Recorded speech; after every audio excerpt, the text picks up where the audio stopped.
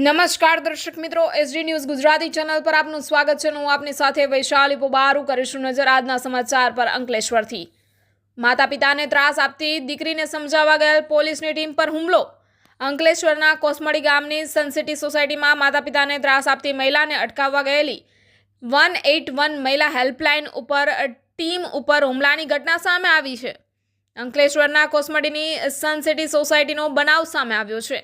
દીકરી માતા પિતા પર ત્રાસ આપતી હતી એટલે 181 મહિલા હેલ્પલાઇન ટીમ પહોંચી હતી સમજાવવા માટે.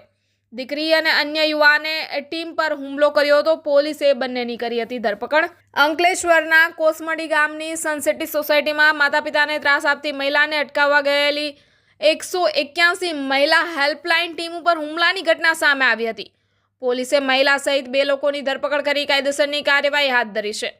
અંકલેશ્વરની સનસિટીમાં રહેતી મૈત્રી પટેલ નામની યુવતી તેના માતા પિતાને ત્રાસ આપતી હતી. મૈત્રીના પિતાએ દીકરીના અત્યાચારથી કંટાળીને પોલીસ પાસે મદદ માંગી હતી. પારિવારિક આ મામલા 181 મહિલા હેલ્પલાઇન સાથે ટીમને વૃદ્ધ દંપતીની મદદે મોકલાઈ હતી. મહિલા પોલીસ કર્મીઓ અને કાઉન્સિલ સહિતની ટીમ મૈત્રીને સમજાવવાનો પ્રયાસ કરતા આ માથાભારે યુવતીનો પારો 7મા આસમાને હતો. મૈત્રીએ દાદાગીરી શરૂ કરતા કાઉન્સિલ માટે પોલીસ સ્ટેશને લઈ જવાનું નક્કી કરવામાં આવ્યું હતું.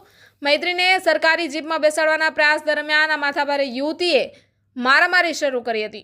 આટલેથી નહીં અટકતા પાડોશમાં રહેતો પાર્થ પ્રજાપતિ નામનો યુવાન મૈત્રીની મદદગાર તરીકે પોલીસ પાસે આવી પહોંચ્યો હતો અને આ બંને લોકોએ ભેગા મળીને મહિલા કોન્સ્ટેબલ રાધિકા બોરડ અને ભારતીબેન પર હુમલો કરી ઇજાગ્રસ્ત કર્યા હતા. પોલીસ ઉપર હુમલાની આ ગંભીર ઘટનામાં મૈત્રી અને પાર્થ વિરુદ્ધ ગુનો દાખલ કરી બંનેની ધરપકડ કરવામાં આવી છે. Reporter Jayesh Prajapati, SD news Gujarati, Ankleshwar.